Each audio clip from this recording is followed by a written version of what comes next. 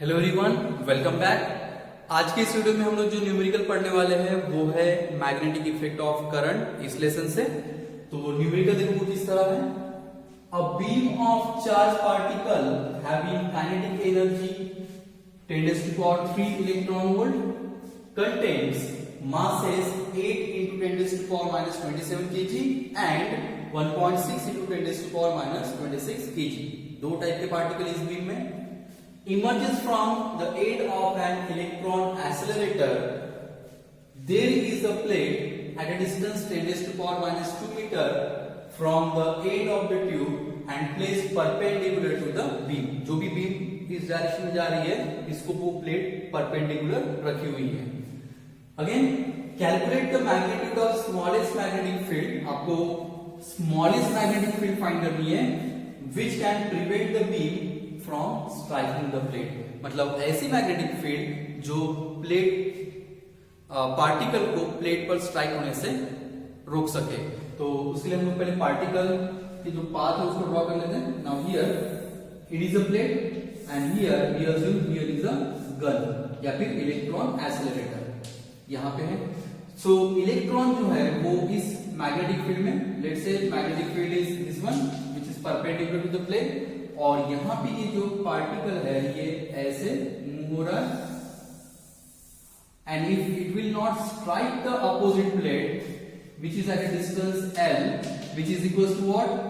Here it is 10⁻⁻² meter.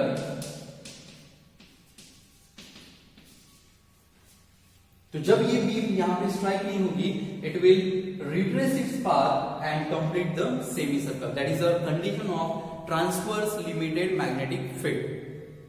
Right? ये topic पहले भी हो चुका है। तो यहां पे ये बीम ऐसे जाएगी और ये सेमी सर्कल कंप्लीट करेगी, पर देयर इज अ क्राइटेरिया। ये सेमी सर्कल कंप्लीट तब ही कंप्लीट कर सकती है जब this r is less than और इक्वल टू एल। ये जो लेंथ एल है डिस्टेंस बिटवीन टू प्लेट्स, इसके कंपैरिजन में ये आर अगर लेस है या फिर इक्वल है तो ही ये सेमी सर्कल कंप्लीट होगा। राइट? और सेमी सर्कल कंप्लीट और भी कब होगा? जब वो वहां पे स्ट्राइक नहीं होगा। स्ट्राइक कब नहीं होगा? तो जब ये वैल्यू इस तरह से आएगी। सो क्योंकि यहाँ पे हमें मिनिमम या फिर स्मॉलेस्ट मैग्नेटिक फील्ड है, we consider the extreme case that is r max is equals to l. ये हम लोग एक्सट्रीम केस बाउंड्री कंडीशन यहाँ पे ले लेंगे। नाउ ये जो दो बीम है इनका मास में यहाँ पे लिख लेता हूं पहले। Here is m1 is equals to 8 into 10⁻⁻27 kg, right? Let's say it is m, and second जो दिया है m2 is equals to 1.6 into 10⁻⁻26 kg. Now I can write this one as 16 into 10⁻⁻27 kg, right? And now what is this one? This one is a double of this, मतलब ये हो जाएगा 2m। ये मास m है, ये मास 2m। जैसे मैंने कहा कि यहाँ पे r की वैल्यू मुझे रिप्लेस करनी है तो मैं लिख रहा हूं यहाँ पे r max is equals to mv upon qb। ये फॉर्मूला है रेडियस का in this transverse magnetic field. लेकिन यहाँ पे मुझे थोड़े से चेंजेस करने पड़ेंगे। क्यों? क्योंकि हमें जो एनर्जी हमें यहाँ पे एनर्जी गिवन है ना कि velocity. So as we know mv is what? Momentum. और मोमेंटम को हम लोग कैसे लिख सकते हैं? It is under of twice m into e। e मतलब क्या? एनर्जी ऑफ पार्टिकल, और because it is kinetic energy. तो ये फॉर्मूला हम लोग यहाँ पे यूज करेंगे to calculate the magnetic field. Right? तो r max फाइनली मैं इसको ऐसे भी लिख सकता हूँ b, क्योंकि मुझे मैग्नेटिक फील्ड फाइंड करनी है। It is under of twice m into e divide by q into r max। सो चलो वैल्यूज रिप्लेस कर देते हैं। उसके पहले मैं पहले पार्टिकल के लिए कैलकुलेट करूंगा, इसमें मैं b1 लिख रहा हूं और साथ में इसका मैं स्क्वायर कर लेता हूं सो दैट कैलकुलेशन इजी हो जाए। Okay? So it is twice m e divide bye, यहां पे मैं m1 लिखूंगा और ये हो जाएगा charge into r suffix m, दोनों के बीच स्क्वायर रहेगा क्योंकि मैंने होल स्क्वायर कर दिया। ना चलो वैल्यूज रिप्लेस कर दो। 2 इनटू मास, तो पहला मास कितना है यहाँ पे? ये है 8 into 10⁻⁻27 इंटू एनर्जी कितनी है 10⁻³ इलेक्ट्रॉन वोल्ट, लेकिन हमें पता है कि यहाँ पे एनर्जी SI यूनिट में चाहिए and this electron volt is not the SI unit, तो फिर हम लोग इसको कन्वर्ट कर लेते हैं 10⁻³ into 1.6 into 10⁻⁻19। 1 इलेक्ट्रॉन वोल्ट मतलब होता है 1.6 into 10⁻⁻19, right, that is the conversion factor, और डिवाइड बाय Q², क्योंकि यहाँ पे इलेक्ट्रॉन एक्सेलरेटर कहा है, तो जो बीम है उसमें के जो पार्टिकल्स है उनका चार्ज क्या रहेगा, इलेक्ट्रॉन का चार्ज ही रहेगा, मतलब ये रहेगा 1.6 into 10⁻⁻19 और इसका है स्क्वायर इनटू रेडियस, रेडियस कितना है L, और L की वैल्यू है 10⁻², this will be 10⁻² whole square. Now we simplify this one, तो ये 2 into 8 कितना हो जाएगा 16 into, मैं इस 1.6 को ऐसे लिखता हूं 16 into 10⁻⁻1, what is the same thing, 10⁻⁻27 plus 3 और -19, तो मैं यहां लिखूंगा 10⁻⁻27 -19 और plus 3 divide by, here again 1.6 को हम लोग क्या लिखेंगे 16, लेकिन 16 जैसे लिखा ये हो जाएगा 16 into 10⁻⁻1 और 10⁻⁻4 होगी -19 -20, तो फाइनली हमें कितना मिलेगा, देखो 16 into 10⁻⁻20 square and this will B 10⁻⁻4, ये इस तरह से कैलकुलेशन हो जाता है। नाउ ये देखो 16 का स्क्वायर है, तो यहाँ पे ये टर्म कैंसिल, क्योंकि 16 into 16 होल स्क्वायर, ये कितना हो जाएगा 10⁻⁻27 plus 19, तो ये हो जाएगा 46, ओके 46 147 और प्लस 3 44, मतलब ये हो जाएगा 10⁻⁻44 डिवाइड बाय 10⁻⁻20 का स्क्वायर है, तो हमें पता है पावर का पावर क्या होता है, मल्टीप्लाई होता है, तो -40 और -4, तो ये हो जाएगा 10⁻⁻44, so finally we will have this value as 1, that is what b1 square, okay, now finally I can write here square root, that is b1 equals to 1 Tesla, क्योंकि हमें पता है कि 1 का स्क्वायर रूट 1 ही होता है, ओके। नाउ फॉर सेकंड मैंने ये फाइंड किया है मास m1 के लिए, अब मुझे फाइंड करना है मास m2 के लिए, तो मास m2 को मैं पूरा का पूरा कैलकुलेट करने से पहले कुछ कंसेप्ट के साथ सॉल्व करता हूं।